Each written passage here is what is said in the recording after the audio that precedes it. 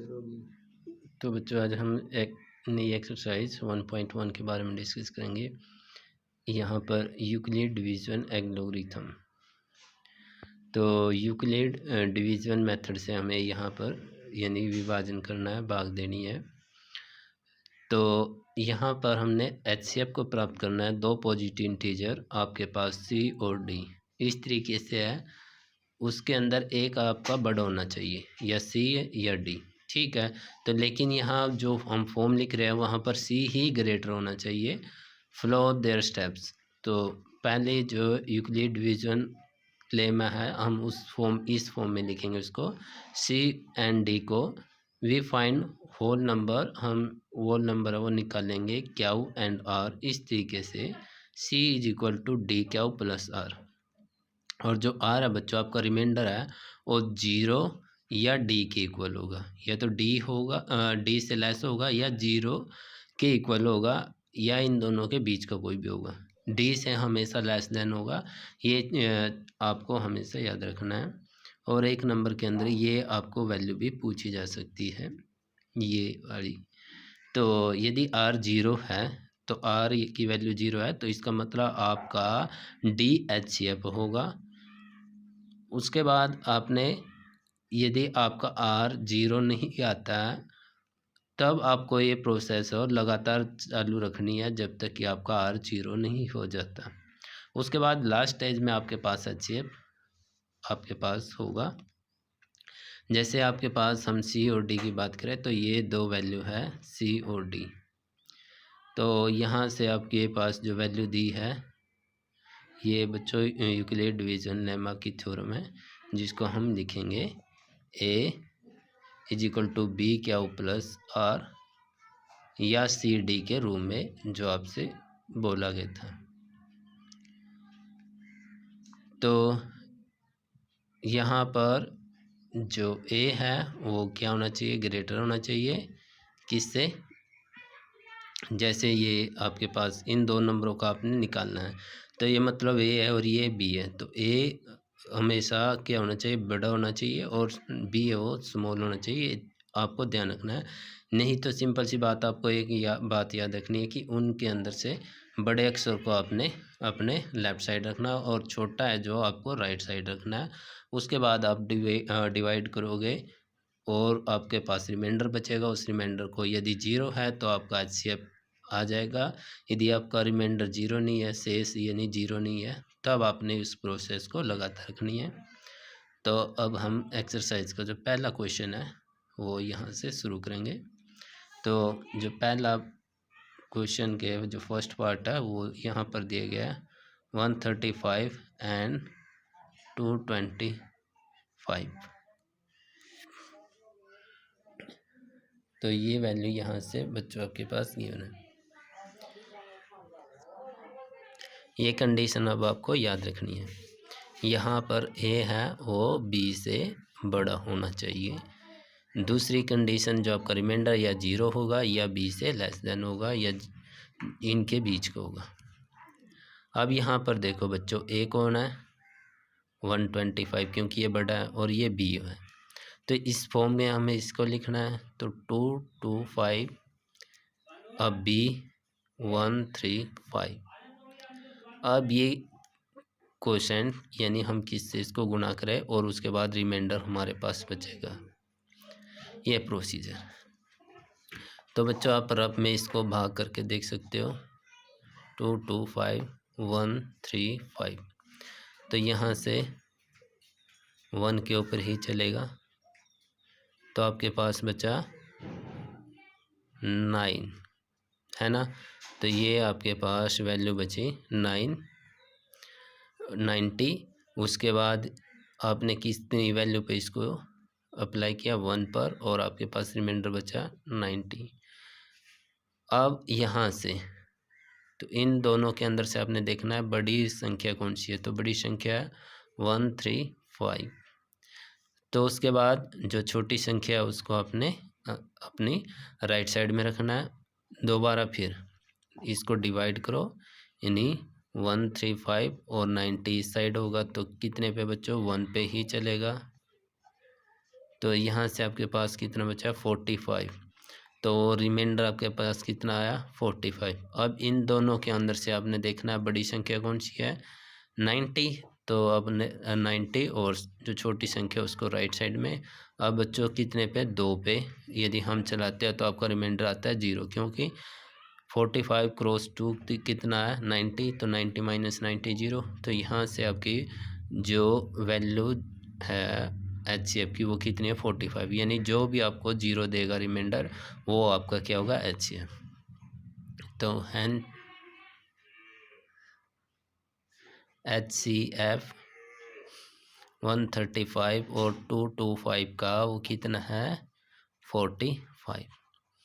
ये आपका पहला पार्ट है क्वेश्चन का। सेकंड पार्ट की हम बात करें तो सेकंड पार्ट के अंदर दे रखा है 196 एंड 38220, तो ये वैल्यू आपके पास गिवन है। तो इसके अंदर देखो बड़ी संख्या कौन है 38,220, तो आपने बड़ी संख्या को लेफ्ट साइड में रखना और छोटी संख्या को राइट साइड में। अब देखना आपके पास रिमाइंडर कितना है और क्या वो कितना है, तो आप बच्चों इसको क्या करोगे डिवाइड करोगे 38,220, तो 196, तो यहाँ पर 1 पे ही चलेगा क्योंकि ये ज़्यादा हो जाएगा 2 पर, तो 2। अब यहाँ से आपके पास वैल्यू कितनी है 6, यहाँ से कितना बचा 8 और यहाँ से कितना बचा 1। अब आपने किसको लेना है 2 को। अब यहाँ पर इसको कितनी वैल्यू पर चलाओगे बच्चों, ये 9 पर ही चलेगा क्योंकि 196 गुणा 10 करोगे तो 1960 जो उसके करीबन है, तो हम 9 पे ही चलाएंगे। तो 6 में 54 और 85 और 5 86, उसके बाद 9 और 8 17, तो ये वैल्यू आपके पास कितनी है 8। उसके बाद कितनी है वैल्यू यहाँ से 5 बचा तो 9, उसके बाद यहाँ से आपके पास कितना बचा 7, तो ये 0। अब आपने कितने पे चलाना बच्चों इसको 5 पे, 5 6 30, 5 9 45, 3 48, 5 6 9, तो ये आपके पास कितना है 195 और आपका जो रिमाइंडर वो भी कितना आ गया 0। तो ये तो बच्चों पहली ही लाइन के अंदर आपका सोल्व हो जाता है। तो इसका HCF कितना है बच्चों 196, तो हैंस HCF 196 और 38220 का कितना बच्चों 196। एक ही लाइन के अंदर ये इसको हमने ख़त्म कर दिया। थर्ड पार्ट है, यहाँ पर आपके पास दिया है 867 एंड 255, तो यहाँ से बड़ी संख्या आपके पास कौन है 867 और छोटी है 255, तो बड़ी को हमने हमेशा लेफ्ट में रखना है और छोटी को हमने राइट में। अब इसके रफ में हम डिवाइड कर सकते हैं, तो 867 और 255, तो देखो बच्चों कितने पे इसकी वैल्यू सबसे पहले जाएगी, तो आप इसको 3 के ऊपर चलाओ, यहाँ से 3 पंजे 15, तो यहाँ से उसके बाद 3 पंजे 15 और 1 16, 3 दूनी 6 और 1 7, तो ये आपके पास बचा 1 और यहाँ से आपके पास बचा 0 और यहाँ से आपके पास 1, यानी आपके पास कितना बचा, और यहाँ से तो 2 बचा बच्चों 7 माइनस 5 2, तो ये आपके पास बचा 102 रिमाइंडर। तो कितने पे चलाया आपने 3 पे। अब बड़ी कौन सी है इसके अंदर से संख्या 255, तो 255 और छोटी संख्या 102, तो यहाँ से अब आप क्या करोगे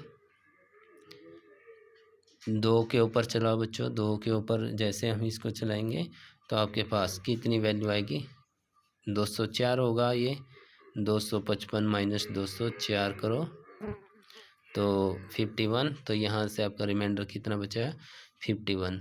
अब बड़ी संख्या कौन है बच्चों इसमें 102, तो इसको 51 को राइट साइड में और 2 के ऊपर हम चलाएंगे तो यहाँ से यही वैल्यू बनेगी, तो इसका मतलब रिमाइंडर 0 है, तो आपके पास आंसर क्या है इसका 51। तो हेंस जो HCF है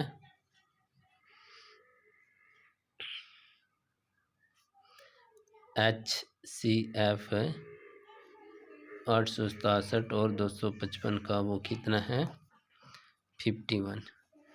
तो इस तरीके से आपने यूक्लिड डिवीजन मेथड से इसको करना है। सेकंड क्वेश्चन के बारे में बच्चों देखो, सेकंड क्वेश्चन क्या कहता है कि so that any positive odd integer is of the form 6 क्या प्लस 1 और 6 क्या प्लस 3 और 6 क्या प्लस 5 वेयर क्या इज सम इंटीजर। आपने दिखाना है कि कोई पॉजिटिव ओड इंटीजर है जो हमेशा किस फॉर्म में लिखा जाता है 6 क्या प्लस 1 और 6 क्या प्लस 3 और 6 क्या प्लस 5 की फॉर्म में। तो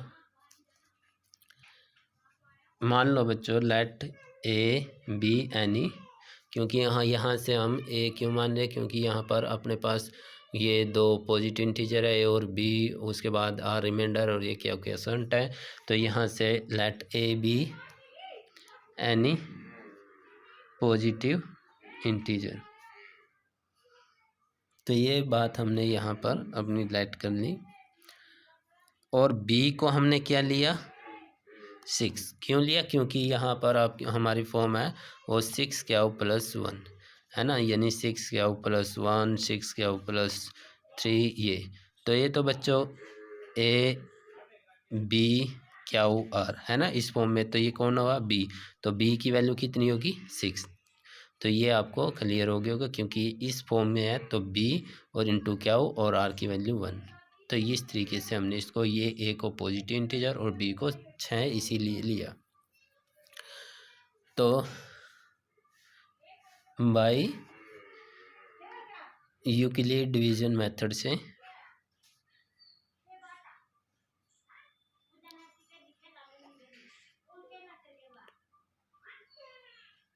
यूक्लिड एल्गोरिथम के अनुसार हमारी जो फॉर्म है ए इज इक्वल टू बी क्या हो प्लस आर है, और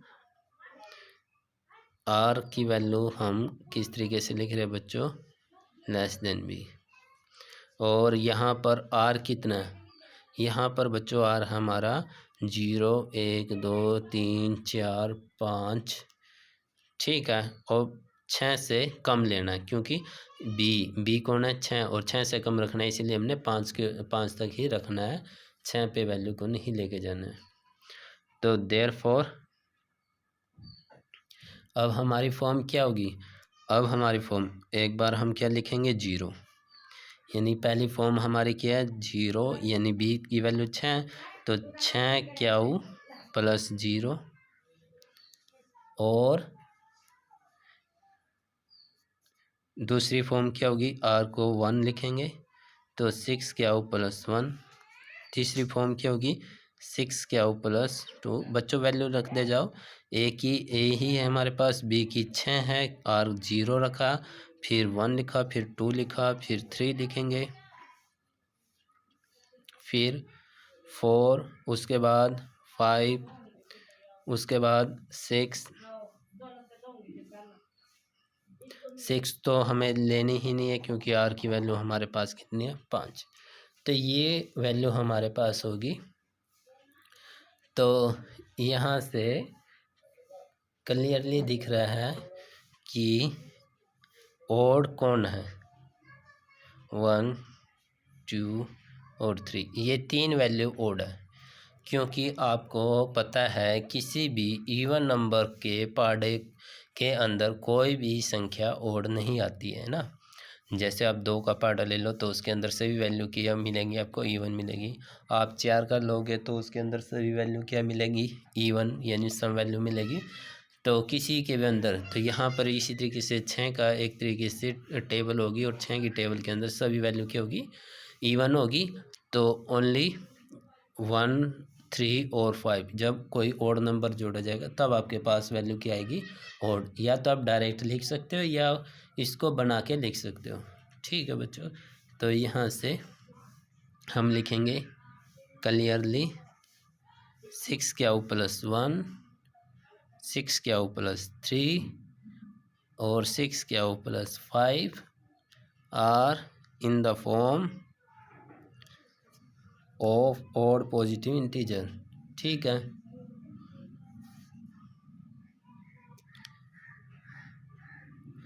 इन the form of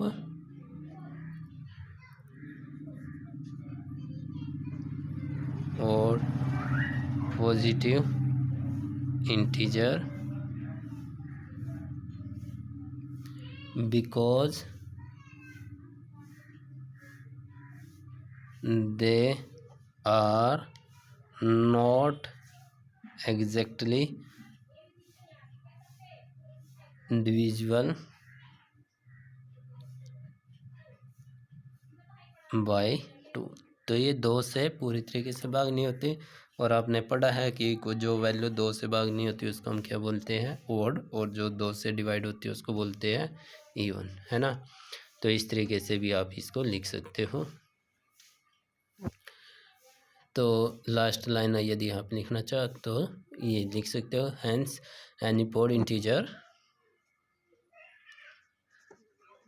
hence any odd integer can be expressed in the form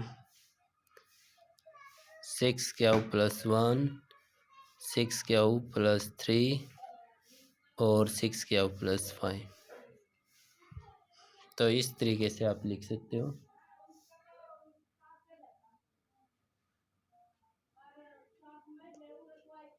तो बच्चों इस तरीके से आपने, और हिंदी मीडियम वाले बच्चों के लिए हम यहाँ पर बता दें कि उसको क्या लिखना है। तो यहाँ पर आपसे दिया गया है कि कोई भी धनात्मक है, विषम पूर्णांक है, उसको इसी फॉर्म में लिखा जाता है। ये चीज़ हमें दिखानी थी। माना ए कोई धनात्मक पूर्णांक है, तो आपने क्या लिखना है, माना ए कोई धनात्मक पूर्णांक है और बी किसके बराबर है, 6। तो यहाँ पर आपने लिखना है यूक्लिड विभाजन एल्गोरिथम के अनुसार ए की जो वैल्यू है वो कितनी है। तो ये वैल्यू, उसके बाद यहाँ पर हमने कोई भी इंग्लिश की वैल्यू नहीं लिखी है, साफ तौर पर यहाँ पर। तो इस तरीके से हम लिखेंगे कि इसको 6 क्या +1, 6 क्या +3, 6 क्या +5 को यहाँ पर किसके रूप में लिखेंगे बच्चों, और यानी विषम धनात्मक पूर्णांक के रूप में लिखेंगे, क्योंकि ये 2 से पूरी तरीके से भाग नहीं होते, यानी विभाजित नहीं होते। तो इसी प्रकार कोई भी धनात्मक पूर्णांक को हम इस रूप में लिख सकते हैं। ये बच्चों हिंदी मीडियम वाले बच्चे अपनी कॉपी में लिख देंगे। आज के लिए इतना ही, थैंक यू।